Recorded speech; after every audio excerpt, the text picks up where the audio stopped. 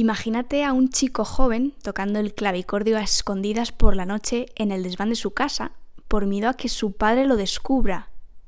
Esto no era un simple pasatiempo, para él la música era una necesidad. Ese joven no era otro que Georg Friedrich Händel, y su familia quería que se convirtiera en un gran abogado, pero él tenía otros planes.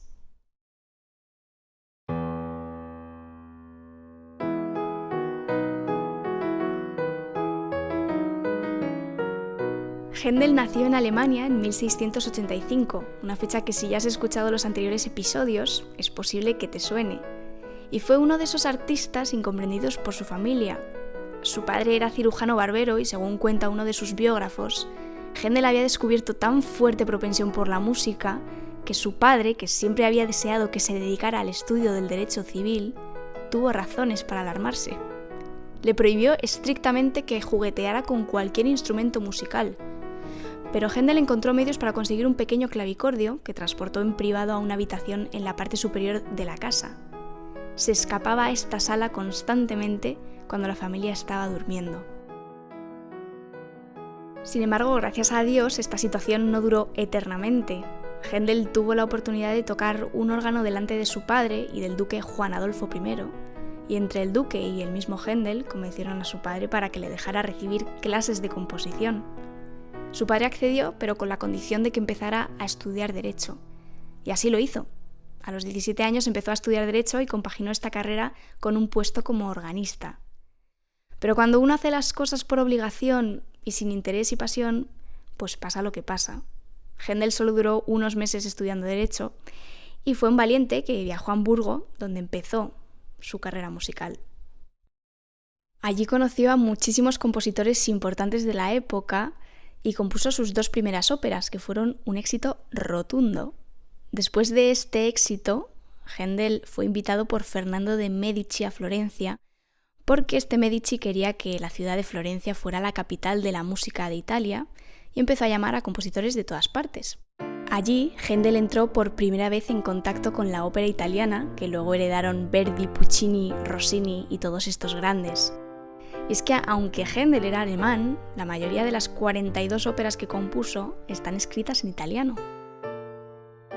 En Italia enseguida ganó una gran fama y empezó a conocerse a Händel como Il caro Sassone, que se traduce como el querido sajón. ¿Y quiénes eran las personas que acudían a la ópera en esa época? Pues la realidad era muy distinta a la que tenemos hoy en día. Ahora cuando vamos a una ópera o a un concierto en general, esperamos que haya un silencio sepulcral en la sala y a la mínima que se escucha una tos o hay alguien en la butaca próxima abriendo el envoltorio de un caramelo, dirigimos nuestra mirada enfadada hacia esa persona y nos revolvemos en nuestra butaca. Pero en el barroco, durante las actuaciones de ópera o de concierto, se comentaba lo que sucedía en escena, se saludaba a los conocidos, si gustaba lo que se veía, aplaudían y si no gustaba, empezaban a buchear. A la ópera acudían aristócratas, mecenas, patrocinadores, banqueros y comerciantes, fans de los cantantes, por supuesto, especialmente de los castrati, que generaban furor, y gente que acudía simplemente por el espectáculo que suponían las óperas. Así que acudir a una ópera en el barroco debía ser un gran entretenimiento. Después de su etapa en Italia, Händel viajó a Londres y allí estrenó su gran ópera Rinaldo, que fue un éxito de tal envergadura que le sirvió para instalarse definitivamente en Londres.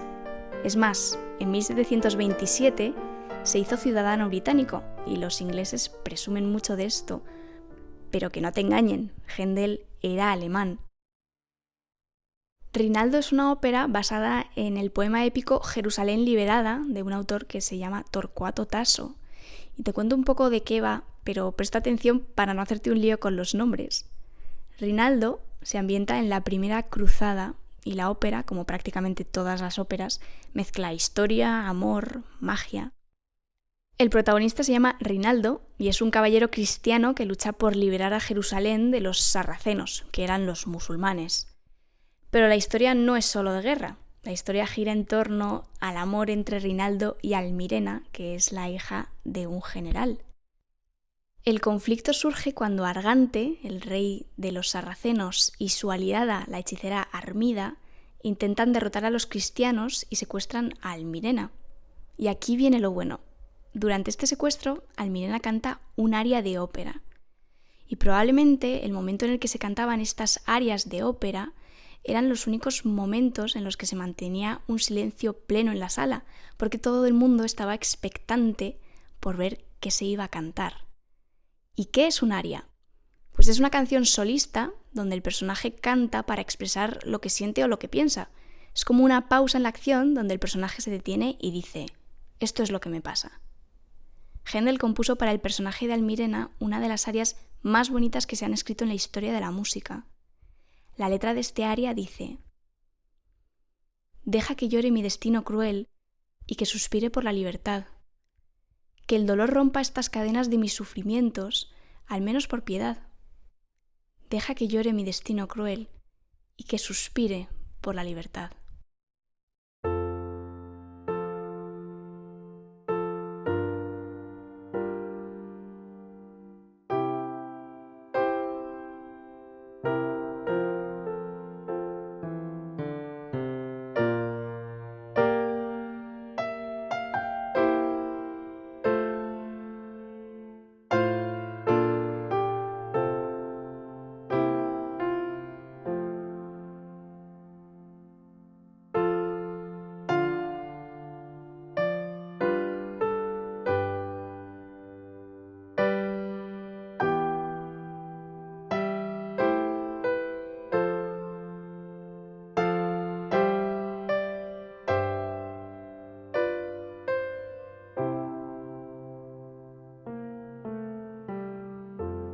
¡Qué música más maravillosa!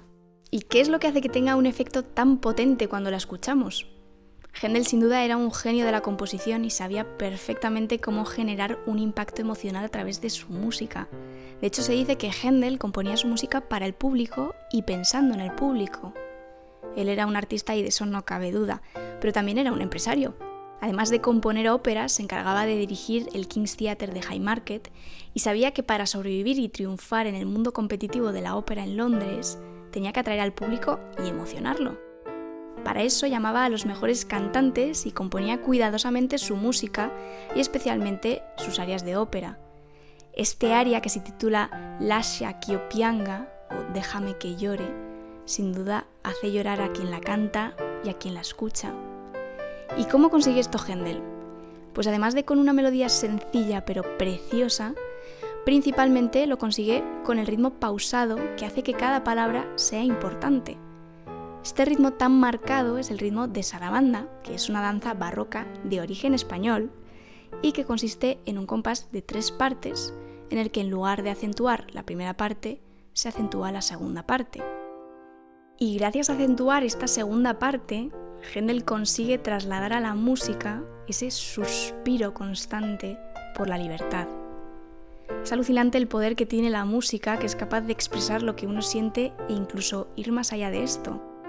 La letra de este aria es una letra muy dramática y dolorosa, pero cuando la escuchamos en la música de Händel, de repente se puede vislumbrar una luz de la que la letra per se carece. Leonard Bernstein decía: a veces podemos decir que sentimos alegría, placer, paz, amor, odio, pero de vez en cuando tenemos sentimientos tan profundos y tan especiales que no tenemos palabras para ellos. Y ahí es donde la música es tan maravillosa, porque la música los nombra por nosotros.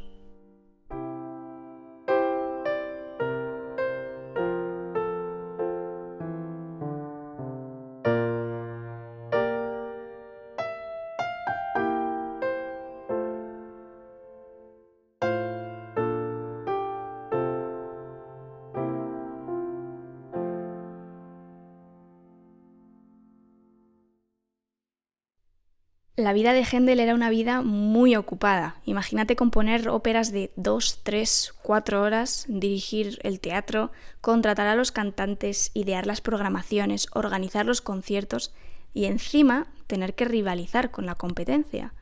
Su competencia más directa era la Compañía de la Ópera de la Nobleza, que se llamaba así porque la habían creado unos nobles. Y esta compañía contrató como compositor a Nicola Porpora, que fue el profesor nada más y nada menos que de Farinelli. Todas las compañías de ópera debían tener un cantante estrella porque era una forma directa y atractiva de atraer al público. Eran como los Coldplay o las Taylor Swift del barroco. Generaban furor en el público y hasta se establecían bandos que competían entre sí por ver quién era mejor cantante. Cuando la ópera de la nobleza consiguió ahorrar el dinero suficiente, llamaron a Farinelli, que aceptó esta invitación. Esto a Händel le puso los pelos de punta y enseguida tuvo que reaccionar contratando a otro castrato famoso del momento, que era Carestini. Y además tenía que componer una gran cantidad de música en tiempo récord. Se cuenta que Carestini y Händel tuvieron un rifirrafe porque el castrato le dijo a Händel que una de sus áreas no era adecuada para él. Y Händel, con su inglés fuertemente acentuado por el alemán, le llamó perro y le dijo que tenía dos opciones, o hacer lo que le decía o no cobrar. Esta rivalidad entre las dos compañías por ver quién alcanzaba mayor éxito acabó con la quiebra de ambas y casi mata también a Händel. El enorme estrés al que estaba sometido y el exceso de trabajo le causaron un derrame cerebral que paralizó su mano derecha. La buena noticia es que después de viajar a unos baños termales en Alemania, Händel recuperó la movilidad de su mano completamente. Después de esto ya no volvió a componer óperas y se dedicó a componer oratorios, que son como óperas, pero de temática religiosa y sin puesta en escena. Händel ya había compuesto oratorios antes de este episodio, pero a partir de 1739 aumentó considerablemente su producción. Seguro que conoces el Aleluya de su oratorio más famoso.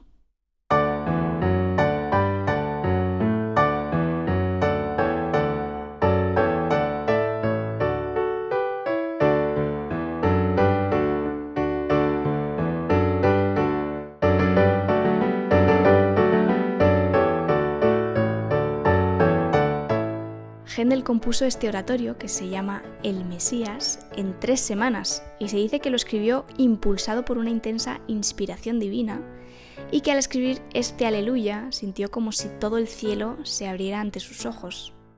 La obra narra el nacimiento, pasión, muerte y resurrección de Jesucristo y el Aleluya es solo uno de los números de una de las escenas de una obra gigantesca que dura casi 3 horas. Esta obra se estrenó en Irlanda porque el duque de Devonshire invitó a Händel a Dublín para organizar un concierto benéfico. El estreno fue un éxito y el rey Jorge II de Inglaterra le gustó tanto el Aleluya que mientras sonaba se puso de pie. Como el rey se puso de pie, entonces todo el público se tenía que poner de pie. Y desde ese momento se convirtió en tradición que cuando suena este Aleluya, el público debe ponerse de pie. Después del Mesías, Händel compuso otros 15 oratorios más y eran frecuentemente interpretados en Londres.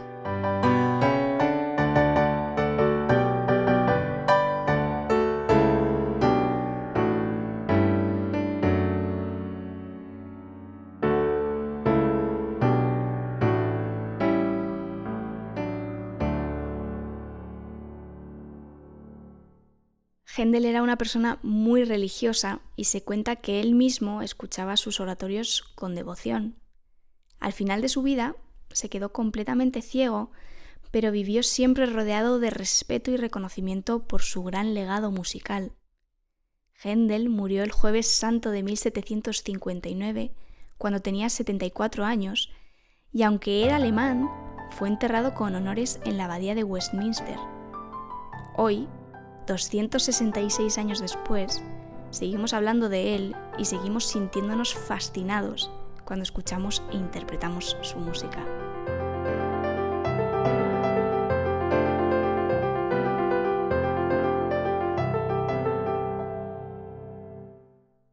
Soy Mar Canolaso, pianista. Gracias por escuchar La Ventana Oval.